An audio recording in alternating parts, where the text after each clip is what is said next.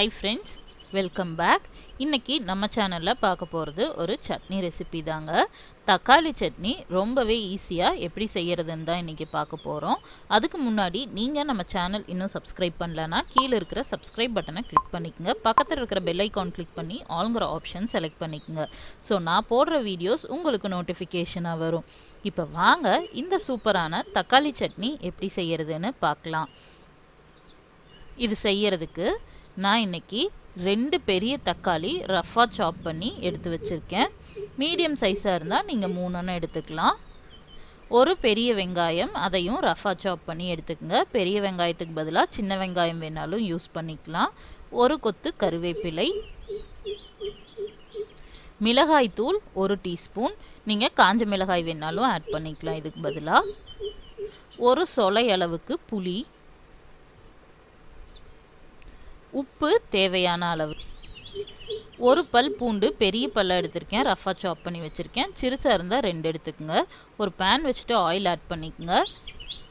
எண்ணெய் நல்லா காஞ்சதுக்கு அப்புறமா வெங்காயம், கறிவேப்பிலை இதை ஆட் பண்ணிக்கலாம். ஆட் பண்ணிட்டு இதை வந்து நல்லா வதக்கி விட்டுருங்க.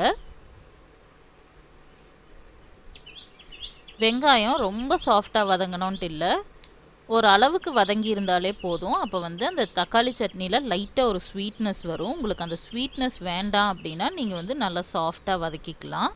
இந்த அளவு வெங்காயம் வதங்கி இருந்தால் போதும். இப்போது இது கூட நம்ம ரஃபா சாப் பண்ணி வச்சுருக்கிற தக்காளி ஆட் பண்ணிக்கலாம்.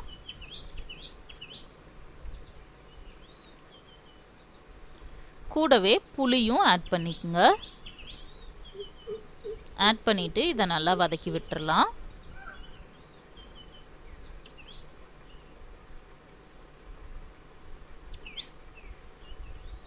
இப்போ இதுக்கு தேவையான அளவு சால்ட் ஆட் பண்ணிக்கலாம். சால்ட் ஆட் பண்ணிட்டு வதக்குனீங்க அப்படின்னா சீக்கிரமா வதங்கிரும். இதை நல்லா மிக்ஸ் பண்ணி விட்டுருங்க. கூடவே நம்ம கட் பண்ணி வச்சிருந்த பூண்டும் ஆட் பண்ணிக்கலாம். தக்காளி நல்லா குழையிற வரைக்கும் வதங்கணும்.